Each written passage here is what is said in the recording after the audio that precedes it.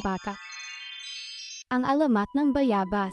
Noong unang panahon, sa isang tahimik na nayon, may isang mag-asawang nagngangalang Lino at Marta. Sila ay kilala sa kanilang komunidad bilang masipag at mapagbigay.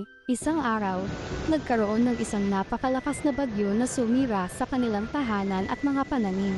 Dahil sa kanilang sipag at tiyaga, nagdesisyon ang mag-asawa na magtanim muli upang makabangon mula sa kanilang pagkakalugmok. Habang naglilinis sila ng kanilang lupain, napakita sila ng isang kakaibang buto. Ipinakita ni Lino ang buto kay Marta at nagdesisyon silang itanim ito sa isang sulok ng kanilang bakuran. Sa paglipas ng mga araw, ang buto ay naging isang maliit na halaman. Inalagaan ito ng mag-asawa ng may malasakit at pagmamahal.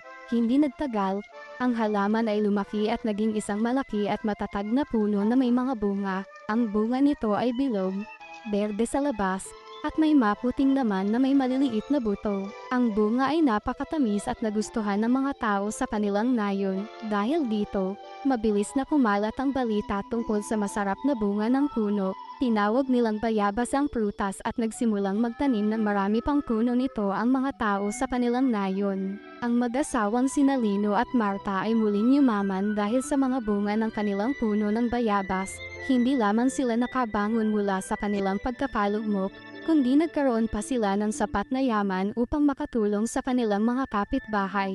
Ang alamat na ito ay nagpapakita ng kahalagahan ng sipag, tiyaga, at pagmamahal sa paggawa. Itinuturo nito na kahit gaano man kahirap ang buhay, ang tamang pagsisikap at pagmamahal ay magdadala ng biyaya at kasaganahan.